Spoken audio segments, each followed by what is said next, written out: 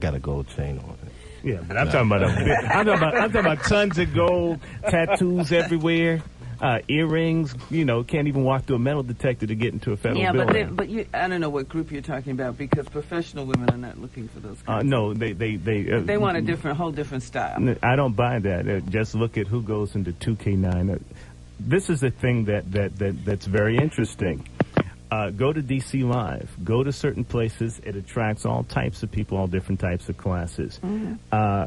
Having grown up on Howard's campus, lived here on Bryant Street, I've had a chance to watch either women oriented towards being professionals or professionals. Mm-hmm. And I guess we're talking about an age group, too, because if you go to clubs where the older groups are, you certainly won't. The guys will have a different kind of a look, you know, the Mac Daddy look. But then if you go over to the club that you're talking about over on East Street, then you got a different look. But the younger crowd has even lower standards. So, you know, the point that I'm making is just that.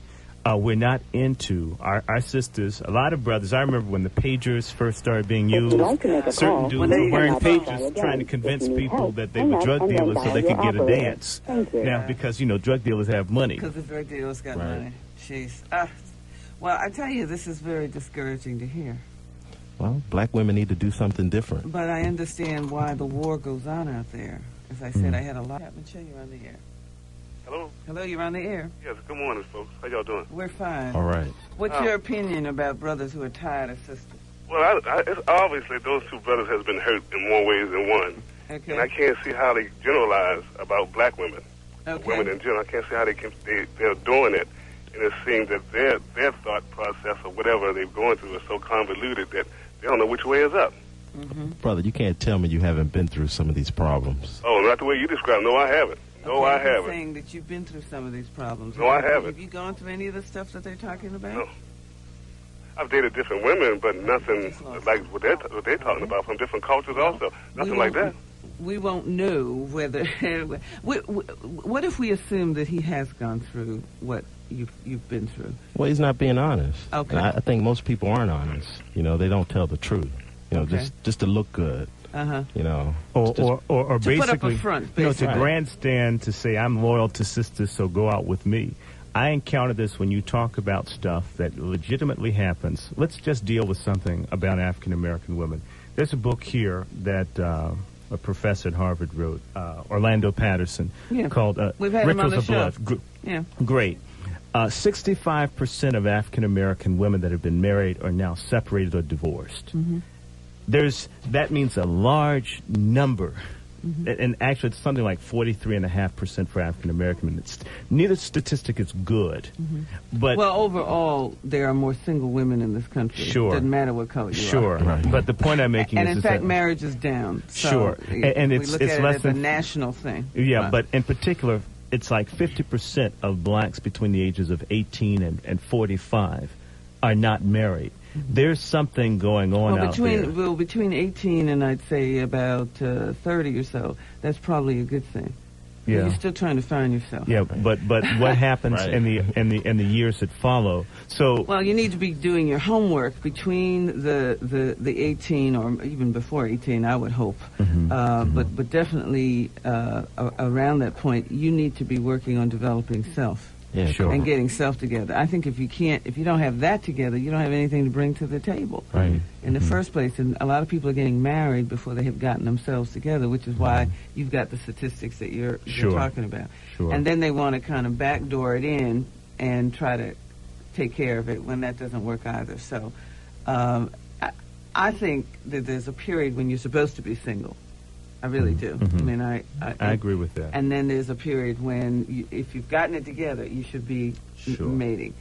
And if people were taking care of business, probably we would see a whole lot less of that as an issue. Right. Right. We have callers. We're going to go right to the phone lines. Welcome to the Audrey Chapman Show. You're on the air. Hello? Hello, you're on the air. Hi, hello? Yes, you're on the air. Hello, this is Travis. I'm calling about this. Hi, Travis. How you doing this morning? I'm fine. Can you hear me well? Yeah, we can. What's your opinion on this? Okay, my opinion on this, I mean, I just listened to what you just said, and you made perfect sense on that because you have to be whole before you can offer anybody else anything. Right. Right. For starters. Right. But let me take you to where... And you can't just look good and look pretty. That's no. It's beyond material. It's beyond material. Right. Let me tell you about my situation with since I've been in this area for the last 2 years. Okay. What I've noticed about the District of Columbia women. Okay. It's like in my job. I come to work. I want to do my job. I want to do a really good job. I'm a restaurant owner. Okay. But the women think that since I'm not hitting on them, that I'm gay. Oh my God. You know? And that's something. And since I've been there, 2 people have asked me. Huh. It's made statements to me that particular guys have said it because they're interested in the girl that was liking me. And you know, it just made me think that the women, what's going on that if I'm not grabbing them or calling them names or begging for something, that I must not be interested in them. You know what I'm saying? So it doesn't pay to be a nice guy. No. No, it pays. In fact, somebody told me it was a kiss of death to be referred to as a nice guy. Yeah. It really is. Be it really aloof is. and Like, cold. No, how sad. Can I tell you one thing? What happened? Sure. A small situation. Okay. And it really kind of irked me. The one girl in my job, one particular girl, she's a very nice female. You know, far and beyond. She's a very nice girl. But it's like she made advancements to me, and she was so hooked up with this other guy that told her that he was all about nothing, that he had other females. But that's the type of guy she said she'd rather marry. And then I just couldn't understand it.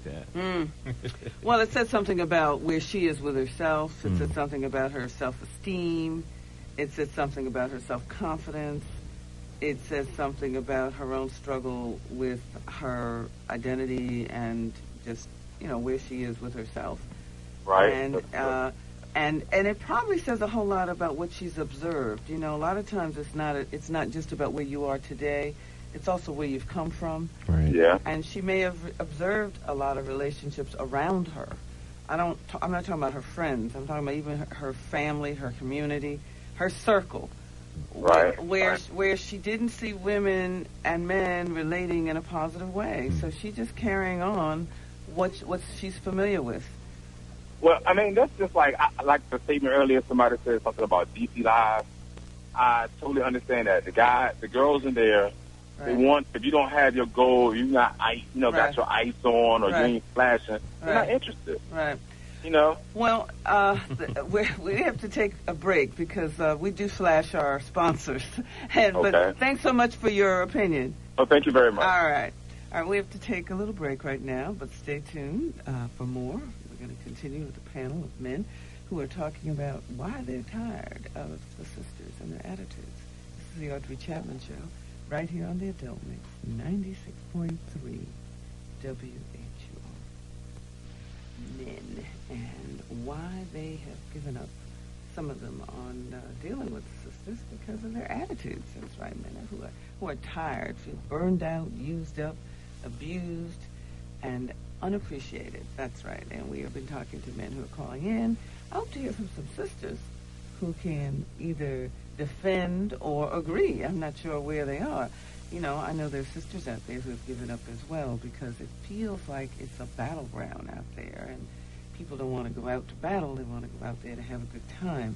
But these days it seems like it's more like you're on the war front of a severe battle. And so we're going to go back to the phone lines now and find out what's going on out there. Welcome to the Audrey Chapman Show. You're on the air. Hello, you're on the air. Hello, you're on the air. Hello? Yes, you're on the air. Hi. Good morning. My name is Kari Hedges. Okay. And I'm a 31-year-old African-American female. Mm-hmm. And it sounds like your panel is bitter and they're on the attack mode. But this is what I have to say. I have two things to pass on. First of all, treat everybody like individuals. And secondly, remember, what you put out is what you get back. And when I started to take my own advice, I started to meet, men, and it was in a positive way. Okay. So I think that's what they have to remember. If you're going to go to a club, that's what you're going to meet. Right. Someone like me, I'm like in a bookstore or a library somewhere. Yeah. You're not going to be in a club in the first place. No. So, I mean, I try to treat African-American men like individuals. I don't call them all dogs. There are some who are dogs, but many are good men. So I don't think that they need to say, well, African-American women are this, and this is why the black family's not together. We need to work together, not sit around and, put,